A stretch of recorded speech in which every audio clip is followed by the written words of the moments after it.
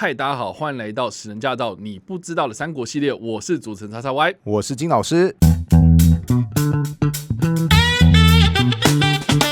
好的，欢迎回到我们的节目。我们这一集的内容要来聊聊的是《三国》这个电视剧的第12集，延续上一集的话题了。我们聊到了有关于徐州的重要地理位置嘛。这一集的内容呢，主要就在描述说刘备他如何一路开挂成为徐州的刺史啊。那这段过程当中呢，也出现了很多名场面啊，包括曹操盖饭。三国这个电视剧后来成为很多迷因的由来，其中很多人就不知道为什么喜欢把曹操当成英文老师，引用三国电视剧的画面，然后开始一本正经的教你说英文。其中有一个片段就是荀彧他会问说：“禀主公，请问 by at in。”他们分别是什么意思？曹操他在吃饭，就是我们看到这一集当中开头曹操在吃饭的画面。然后曹操就一边吃饭一边回答荀彧的问题。他就问荀彧说：“所以你明不明白，主公？所以我应该怎么说吗？”因为他说错的关系，结果曹操就然后就盖饭，然后就说：“我再教你一次。”然后结果到最后荀彧说正确了，曹操说 “very good boy”， 然后就把饭扫一扫，然后扫回去。我那时想说，网友真的是很天才的存在呢，哈，这就不奇怪了。好了，我们回来讲正经的哦。那这段历史呢，我们就请金老师帮我们好好解释一下，这到底是什么样一个过程哦？对，为什么曹操会气到盖饭嘛？对，其实他也说得很清楚，就是当时曹操在远征徐州的过程当中是还蛮顺利的。OK， 陶谦算是被打得节节败退，结果没想到就有人通他说：“你的大本营兖州被人给偷袭了，被谁偷袭了？被吕布偷袭了。”因为曹操出兵的时候，他是把他的大本营交给一个他很信赖，算是部下吗？或者是算是朋友的一个人，叫做张邈。但是张邈这个人也不知道是基于什么原因，跟曹操可能有点闹翻了吧。张邈这个人他交友广阔，曹操是他的朋友，吕布也跟他有友情关系，所以张邈后来就在成功的建议之下，竟然决定说：“那我们就舍弃曹操吧，我们迎接吕布，占据兖州。”当时曹操打徐州本来打得好好的，突然听到说：“我的大后方被吕布偷袭了，甚至只剩下一些城市还保留住。要不是留守的荀彧或是陈馀这两个军师，可能真的是整个大本营都丢失了。所以曹操就只好怎么样，赶快撤退，跟吕布去争夺他的大本营兖州。那其实电视剧真的是因为了精简篇幅，接下来就演到说吕布被打败嘛，落荒而逃嘛，于是就开始去投奔刘备嘛，对不对？但其实曹操回去攻打吕布，双方交战的非常激烈，而且整个战争时间长达1年多。当时是有描述说，不出兵战，先以计犯青州兵，青州兵奔，太祖乘乱，持土火出，坠马烧左手掌。什么意思？就是曹操率领部队回头跟吕布进行决战，吕布呢就利用他最擅长的骑兵攻势，攻击曹操的精锐青州兵，结果青州兵被打得大败。当时曹操在一片战火当中策马突围，还不小心摔倒之后，左手掌都被烧伤了。你就知道那个时候曹操他其实是非常非常狼狈的。对，这个情况蛮危急的，这应该算是曹操人生当中几个重大危机当中的其中之一吧。对啊，你就想想看，前面打又打不过，大本营又被占走，大本营被占走最危险的东西是什么？就是你没有粮食啊。所以你看曹操盖完饭之后还要赶快把饭给扫回去。这段真的变得很精彩，因为首先曹操会说：“我攻下徐州，传令我要屠城。”然后曹操的部下曹仁就表示说：“你做这么变态的事情哦。”结果曹操表示说：“我们没有那么多的粮食。”什么意思？就是我大军如果有机会征服徐州是没有错啦，但突然多了那么多的人口，我的军队哪来这么多的粮食供应给他们，对不对？所以与其烦恼这个，不如借口说：“都是你们那边拼死抵抗，惹得我不开心，屠城把老百姓都给杀了，就没有所谓粮食供应的问题了。总之继续说回来双方接下来就进入到僵持作战。导致双方僵持的原因，除了势均力敌之外，还有一个原因，就是因为那个年代其实粮食生产量并不足。到最后怎么样呢？与部相守100余日，就是双方对峙了100多天之后，蝗虫起，百姓大饿，不粮食亦尽，各隐去。又是说，双方打到一半的时候，蝗灾发生了。那蝗灾一旦发生，所有收成就泡汤啦，百姓也开始饿肚子啦。那吕布这时候粮食也没了，曹操这时候粮食也有困难，双方就不打仗了。双方做什么事情？先各自想办法去找粮食。当时粮食贵到什么地步？就是4岁谷一斛，就是一勺。当然那个勺有多大，每个人说法不一样。总之你就想想看，就是一大勺的谷物50余万钱，50余万钱就是50万枚铜板，很贵，好不好？就是因为贵到很夸张，史书才要特别记载。总之双方就开始罢兵嘛，对不对？但这个时候只是为了找粮食，找粮食是为了再度进行决战。等到第2年的春天，这个时候双方大概粮食有筹备的差不多之后，再度进行交战。史书还有提到说，当时曹操一度怎么样？在调兵遣将的过程当中呢，他的大本营人手留的非常非常的少，因为要去四散各地去收集粮食哈。结果吕布突然派兵攻打曹操的大本营，好，当时大家就说惨了，人手不够，可能挡不下来怎么办？当时曹操怎么办呢？他说太祖乃令妇人首皮，悉兵拒之，就是说该怎么办？把那些女人找过来，也充当疑兵。反正这个时候能够派上战场的，也不管男的女的，都是战斗能力。所以你可以看得出来，这个时候曹操真的是打到真的是已经要流尽最后一滴血这个地步了。幸好后来曹操设置伏兵成功，把吕布打个大败。最终是一直打到秋天，曹操才终于完全的把兖州给收复，那才接到电视剧吕布逼不得已去投奔徐州的刘备。此时应该有一个问题就出现，就是等一下，徐州本来不是应该是陶谦的地盘吗？是啊，怎么突然就变刘备的地盘呢？这边就要提到又是那2个人，袁绍跟袁术。还记得吧？这2个人为了争夺袁家掌门人的地位，各自有拉拢不同的派系，然后互相的作战。当时袁术这边拉拢的派系有谁呢？除了陶谦之外，还有另外2个人，一个叫做公孙瓒，一个叫做刘备。刘备当时算是附庸在公孙瓒底下，主要的势力范围是平原，也算是河北的一个小县城啦，算是一个微不足道的一股势力。但是刘备这个人很有趣，即便他本身势力不强大，但很多诸侯如果要求援的话，他会立刻出兵帮助。像是后来黄巾之乱算是被平定，但是其实还是有很多黄巾军分散在不同的地方，他们会伺机的反扑。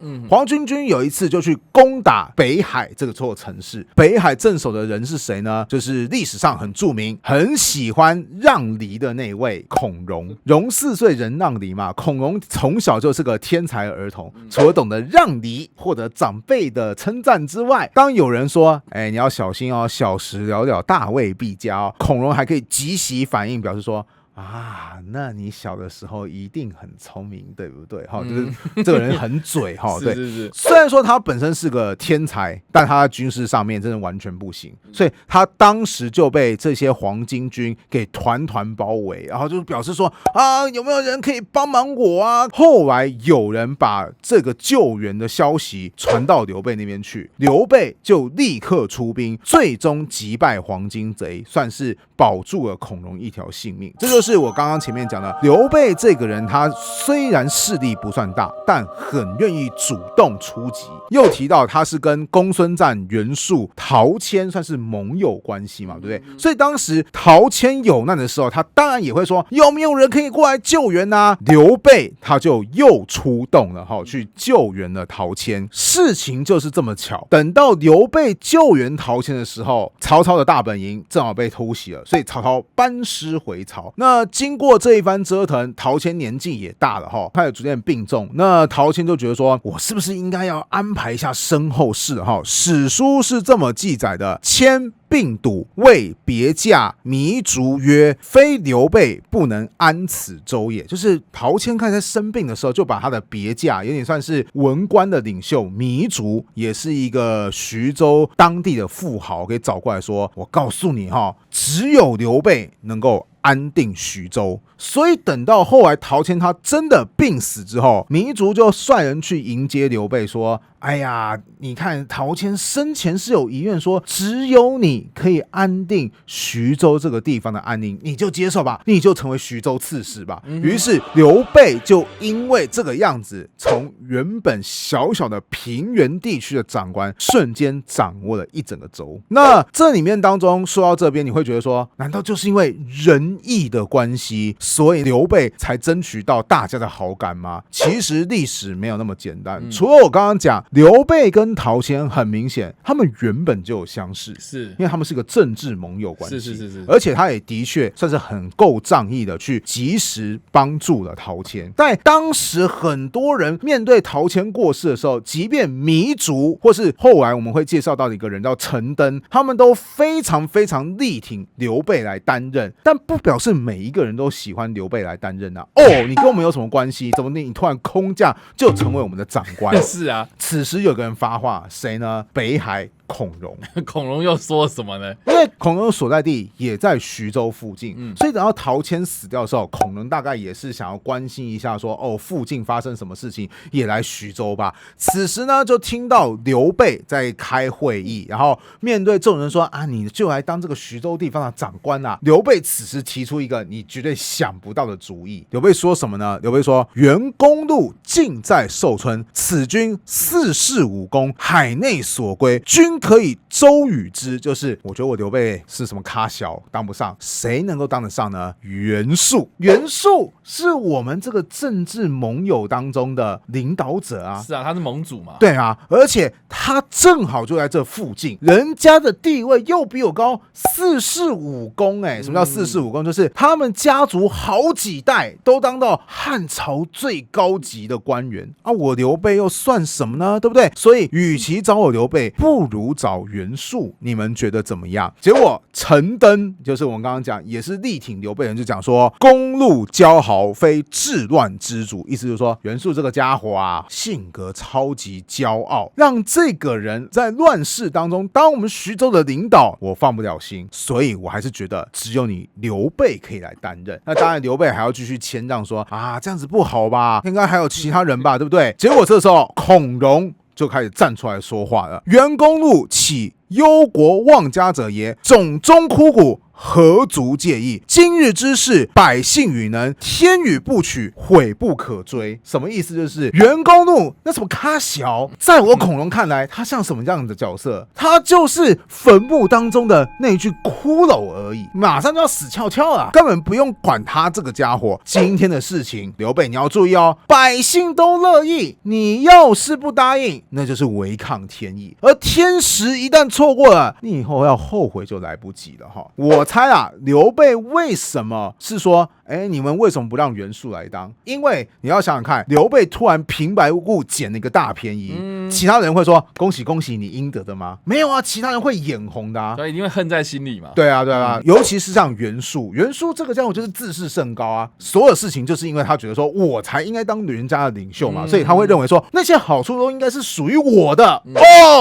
你刘备怎么就突然把陶谦的地盘给继承过去了？你算什么角色？所以我猜刘备为什么提袁术，很大原因就是因为如果他不提袁术，袁术事后是会找他算账的。那当然，刘备已经获得当地老百姓的支持，像陈登或是糜竺。此时连外部势力的孔融都说你去当啊，我帮你撑腰的时候，刘备就会觉得说，不管是内部还是外部，我都获得一定的支持，袁术应该也拿我没办法了吧？所以他才终于决定接任徐州刺史。所以我个人去翻阅史料的时候，我真心会觉得说，《三国演义》当然就是要营造出一种人物的色彩，就是说刘备真是太仁德了，所以他去到每一个地方去，大家突然都会集体的觉得说，你不当谁当？你不是我主公，谁来当我们主公？因为你就浑身散发出一个圣人般的光辉。这是小说笔法，真正的历史往往是很多权谋利益之间的交易。如果刘备没有先跟陶谦建立盟友关系，陶谦不会对对刘备如此的放心。如果不是刘备曾经很主动的帮周遭势力敲定一些事情，孔融不会如此支援他。如果没有获得孔融的支援，刘备也未必能够站稳在徐州当中。好，所以故事说到这边呢，等于是说刘备他接任了徐州刺史之后呢，就接着我们刚刚一开始所提到的吕布被击败之后呢，就投靠徐州的刘备嘛。对，所以这个时候的吕布后续又做了什么样的事情吗？当时刘备他其实是有慎重的接待吕布，毕竟吕布他是一个名满天下的猛将嘛。如果真的能够接纳吕布这一股军事力量，对于刘备来讲，我没什么坏处啊。是啊，因为我徐州这个地方地势平坦嘛，四战之地嘛，曹操那边还没搞定哦。袁术那边会不会找我算账啊？事实上证明，后来袁术真的一天到晚去跟刘备找茬，因为袁术就真的是见不得别人好。如果我多一股军事力量，当然这是对我们的防卫有帮助。除此之外，还可以营造出一种就是我刘备怎么样礼贤下士。今天我愿意高规格接纳吕布，其他的人才只要被我刘备承认，我也愿意高规格接待他。在那个乱世，人才是非常非常重要的资本。那如何能够吸引到人才呢？当然就是你要给予人才足够的尊重，还有足够的资源。资源啊，没错没错没错，你不能只有尊重而没有资源。这边就要多提到楚汉相争。是楚汉相争当中，项羽其实早期非常非常占有优势，而且后来像是击败项羽的韩信，一开始也是项羽军中的一名将官。项羽其实占了很多很多的资源，可是到最后项羽输了。为什么呢？因为韩信后来就归纳说，项羽这个家伙是个好人啊，对待士兵嘘寒问暖的。但是士兵后来一旦有了什么巨大的功劳或贡献，那项羽这个家伙就婆婆妈妈的，每次要赏赐就好像极其的痛苦，不愿意把好处给出去。刘邦也就是后来韩信的主公嘛，就说刘邦你呢，你其实对待人非常的糟糕，非常喜欢侮辱人。但是如果我们做对了什么事情，你给我们的赏赐那是一大堆跟着你混，我们觉得更有前途。是一个是你做的真的很棒，我真的欣赏你。那老板有关于加薪的事情，以后慢慢聊。刘邦则是快点去做啦！你不是我的员工吗？我请你来，不就是帮我完成这件事情啊？去！你在那边心情嘟嘟囔囔的时候，刘邦突然又走过来说：“对啊，上次的案件我觉得干得不错，这个月加薪1万。”你跟哪一位？当然是比较实际的。所以这就提到嘛，就是那刘备他做出这个举动，你看他又给予别人尊重，是又给予对方资源，是。